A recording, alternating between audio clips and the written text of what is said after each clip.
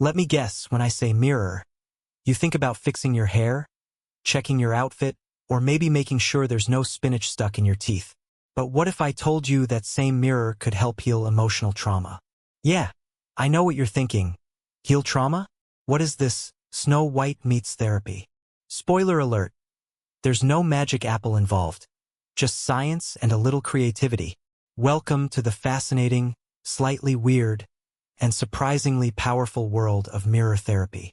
Let's talk about how a simple mirror can help you go from emotionally stuck to thriving, and maybe even make you laugh along the way. Okay, so here's the deal. Trauma messes with your brain. Think of your mind as a playlist, but instead of happy songs, it keeps replaying the same sad, annoying track over and over. Your brain gets stuck in this loop because it doesn't know how to process what happened. It's like a computer that froze mid-download, except instead of just pressing Control plus Alt plus Delete, you're left feeling anxious, sad, or just off. That's where mirror therapy comes in. It's like handing your brain a reset button. And the best part? It's just you, a mirror, and a little bit of courage.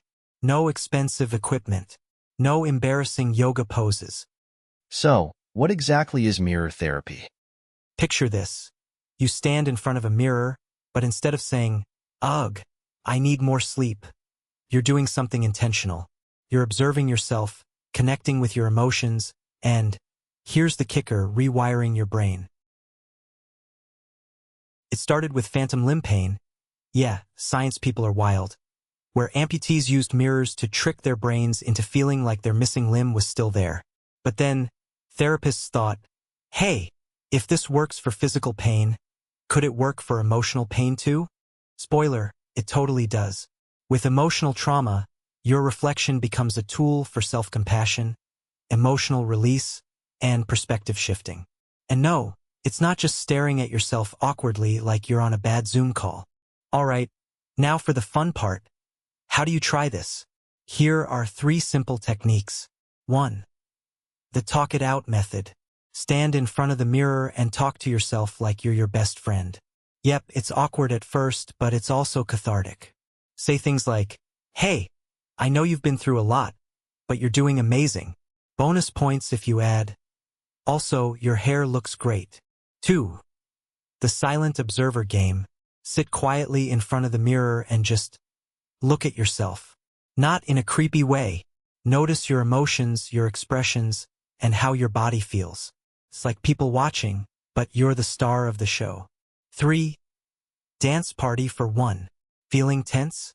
Put on your favorite music and move in front of the mirror. Watch yourself dance, twirl, or do your best robot impression. It's fun, freeing, and a fantastic way to let go of emotional baggage. Pro tip: no judgment allowed. Seriously, this is about connection, not criticism. So if your brain says, wow, your eyeliner is uneven, just tell it to shush. Now let's geek out for a second. When you do mirror therapy, you're working with your brain's neuroplasticity. That's just a fancy word for your brain's ability to change. Your brain doesn't know the difference between what's real and what's reflected. So, when you're kind to yourself in the mirror, your brain believes it. Over time, it starts replacing those stuck, negative patterns with healthier ones. It's like training your brain to be your biggest cheerleader instead of that grumpy critic it usually is. So, why should you try this? Here's what people say happens when they stick with mirror therapy. You start to feel less weighed down by old emotions. You develop a better relationship with yourself. Yes, your brain will finally stop roasting you 24/7. You realize, wow, I'm stronger than I thought. And the best part? You don't need anyone else to do it. You don't even have to tell anyone you're doing it. It's just you, your reflection, and a little bravery. Yes, it will feel weird at first. You'll probably laugh, cringe, or make a face at yourself like, what am I even doing? But isn't that kind of the point? Healing isn't supposed to look perfect. It's supposed to look human. And guess what? You've been awkward before and you survived. You'll survive this too. So, there you have it, mirror therapy. Part science, part self-love, and 100% worth trying. It's not about fixing yourself.